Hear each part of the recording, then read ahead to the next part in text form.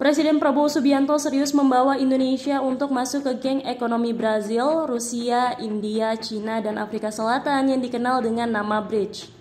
Alasannya untuk menjaga prinsip gerakan non-blok yang dianut Indonesia.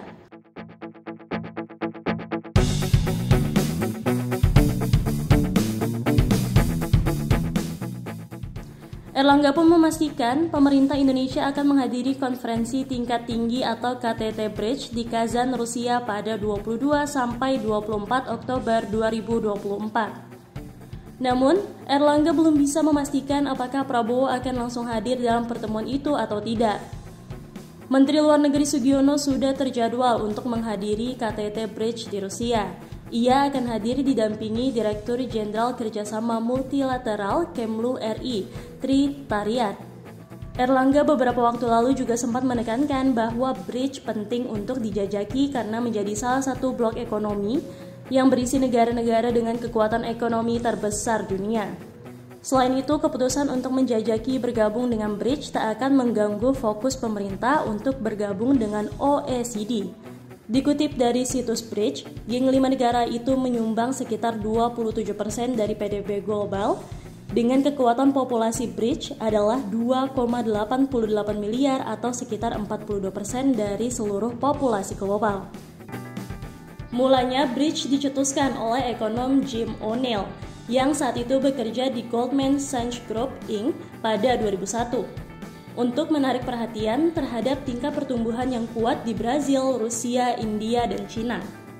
Hal tersebut bertujuan untuk memberikan pandangan optimis kepada para investor di tengah keraguan pasar setelah serangan teroris di Amerika Serikat pada tanggal 11 September 2001. 4 negara terkait akhirnya merealisasikan ide tersebut atas dasar kepentingan bersama. BRICS telah bekerja sama dalam berbagai forum seperti Organisasi Perdagangan Dunia atau WTO dan yakin bahwa peran mereka dalam dunia yang didominasi oleh Amerika Serikat akan lebih besar jika suara mereka digabungkan.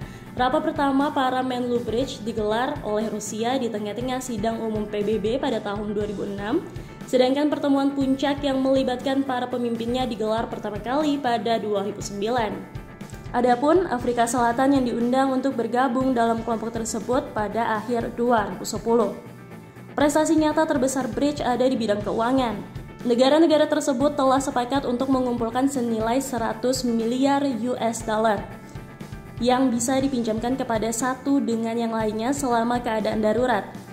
Mereka juga mendirikan bank pembangunan baru, yaitu lembaga yang terinspirasi oleh Bank Dunia dan telah menyetujui lebih dari 30 miliar US dollar pinjaman untuk berbagai proyek seperti infrastruktur air dan transportasi sejak mulai beroperasi pada tahun 2015.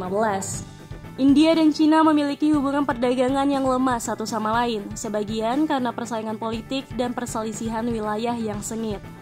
Adapun hambatan terbesar yang dihadapi oleh negara-negara tersebut antara lain adalah perbedaan kepentingan dalam isu-isu politik dan keamanan termasuk hubungan dengan Amerika Serikat hingga serta sistem pemerintahan dan ideologi yang berbeda. Dari segi ekonomi, produk domestik bruto Cina ada lebih dari 2 kali lipat lebih besar daripada gabungan keempat anggota lain. Dari sisi teori, hal tersebut menunjukkan bahwa Cina memberikan pengaruh yang paling besar. Namun perlahan-lahan India telah melampaui Cina dalam tingkat populasi dan menjadi penyeimbang. Secara resmi, BRICS belum mendukung dorongan pembangunan besar-besaran Cina yang disebut inisiatif sabuk dan jalan, sebagian karena India keberatan dengan proyek-proyek infrastruktur sabuk dan jalan di Pakistan, negara tetangga sekaligus saingan beratnya. Sekitar 19 negara telah menyatakan ketertarikannya, 13 diantaranya telah meminta untuk bergabung, termasuk Arab Saudi dan Iran. Selain itu, negara lain yang telah menyatakan minatnya, termasuk Argentina, Uni Emirat Arab, Aljazair, Mesir, Bahrain, dan Indonesia, bersama dengan 2 negara dari Afrika Timur dan 1 negara dari Afrika Barat. Bagi para anggota baru, menjadi bagian dari BRICS merupakan bagian dari pengaruh diplomatik mereka dan membuka peluang perdagangan sekaligus investasi yang menguntungkan. Saudara-saudara sekalian, dalam menghadapi dunia internasional, Indonesia memilih jalan bebas aktif, non-blok, non-align. Kita memilih jalan bersahabat dengan semua negara. Sudah berkali-kali saya cadangkan, Indonesia akan menjalankan politik luar negeri sebagai negara yang ingin menjadi tetangga yang baik. We want to be the good neighbor. Kita ingin menganut filosofi kuno, 1000 kawan terlalu sedikit, 1 lawan terlalu banyak.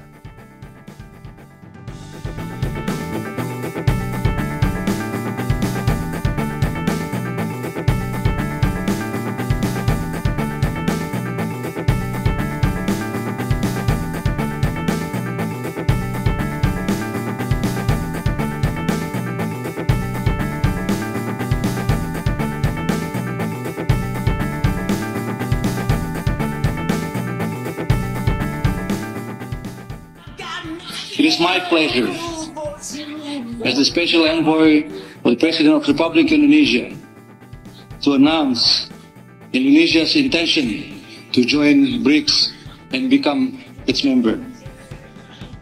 By doing so, Indonesia will be able to better support BRICS efforts to advance the causes and interests of the Global South, and while also contributing to the maintenance of a world order based on freedom, lasting peace, and social justice.